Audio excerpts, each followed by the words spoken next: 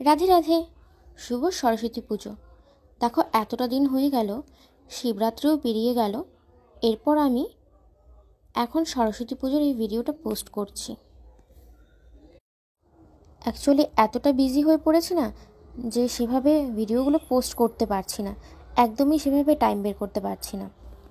তার মধ্যে সরস্বতী পুজোর মধ্যে আমার এক্সাম ছিল, তাই সেভাবে আমি ঠিকঠাক কোনো কিছু সেভাবে করে উঠতে পারিনি।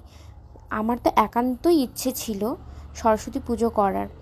টাইম পেলে হয়তো আরেকটু কিছু সেভাবে ম্যানেজ করে করতে পারতাম, বাট কী আর করার, যাই হোক। সেদিন সকাল সকাল চলে গিয়েছিলাম ফুলের বাজারে। সেখান থেকে পুজোর জন্য যা যা ফুলের প্রয়োজন সেগুলি সব নিয়ে এসেছি। নিয়ে আসার পর যজ্ঞের জন্য আলাদা করে বেলপাতা একটা পাত্রে আলাদা করে রেখে দিয়েছিলাম। পুজো শুরু করার পর আমি আমার নীলমণিকে, ঠাকুরমশাইকে বলেছিলাম যে আমার নীলমণিকে যেন অভিষেক করানো হয়। তাই তিনি আমার নীলমণিকে বেশ ভালোভাবে অভিষেক করাচ্ছিলেন। ঠাকুরমশাইয়ের অভিষেক করানোর পর আমি অভিষেক করেছি, তারপর মা অভিষেক করেছে, আর আমার যে স্টুডেন্টরা যারা ছিল ওরাও অভিষেক করেছিল। আমার নীলমণিকে অভিষেক করানোর পর আমি নীলমণিকে ড্রেস পরিয়ে দিচ্ছিলাম। এই ড্রেসটা কিন্তু পুজোর জন্যই নতুন নিয়ে এসেছিলাম। ড্রেসটা একদম পারফেক্ট হয়েছিল আমার নীলমণির জন্য, কালারটাও কিন্তু বেশ ভালো ছিল। আর আমি যখন আমার নীলমণিকে ড্রেস পরাচ্ছিলাম তখন সব আমার স্টুডেন্টগুলো একদম চুপ করে নীলমণিকে দেখছিল, আর তারা বলছিল যে নীলমণিকে নাকি এই ড্রেসটা খুব সুন্দর মানিয়েছে। অবশ্য আমার নীলমণিকে তো সব কিছুই খুব সুন্দর মানায়।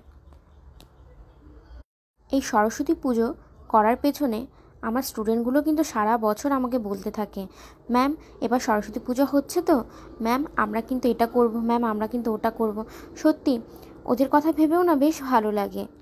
এদিকে দেখো, নীলমণিকে ড্রেসটা পরানোর পর নীলমণিকে আসনে আমি বসিয়ে দিয়েছিলাম, আর এদিকে রেডি করছিলাম নীলমণির জন্য সব কিছু। আমি যখন আমার স্টুডেন্টদেরকে বলেছিলাম যে দেখ এবার তো আমার এক্সাম চলছে, তো হয়তো আমি সেভাবে কিছু আয়োজন নাও করতে পারি, তো তখন ওরা বললো, না ম্যাম আমরা তো আছি, তুমি একদম টেনশন করো না, তুমি আমাদেরকে বলো কী কী করে যেতে হবে। আর সত্যি কথা বলতে আমার স্টুডেন্টরা আমাকে অনেক হেল্প করেছে। এদিকে দেখো, ওরা এই প্রদীপগুলো ওরাই কিন্তু সব কিছু রেডি করে দিচ্ছিল। আর ঠিক সকাল মতন, অনেকটা সকালে ওরা চলে এসেছিল। আমরা তো 8টার মধ্যে বসে গিয়েছিলাম সব কিছু রেডি করে। এদিকে ঠাকুরমশাই যজ্ঞের জন্য সব কিছু ঠিকঠাক করে নিচ্ছিল। এই সরস্বতী পুজোকে ঘিরে কত স্মৃতি রয়েছে। ছোটোবেলায় মায়ের হাত ধরে অঞ্জলি দিতে যাওয়া, স্কুলে যাওয়া, কত কিছুই না স্মৃতি রয়েছে। স্কুলের ফ্রেন্ডরা আসতো, তাদের সঙ্গে গল্প করতাম। তবে হ্যাঁ, শাড়ি পরে যাওয়ার কিন্তু একটা আলাদাই ভালো লাগা ছিল সে সময়টাতে।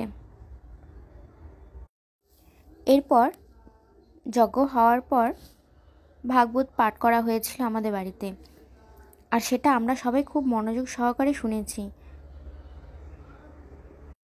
পুজো হওয়ার পর আমার স্টুডেন্টরা বসে বেশ তারা গল্প করছিল। তারপর আমি প্রসাদ নিয়ে ওদেরকে সবাইকে প্রসাদ দিয়ে দিয়েছিলাম। তারপর ওরা বলছিল আমাকে যে ওরা আজকে ওদের স্কুলে যাচ্ছে, আর ওরা তাদের মা বাবার সঙ্গে কোথাও ঘুরতে যাবে। রাধে রাধে।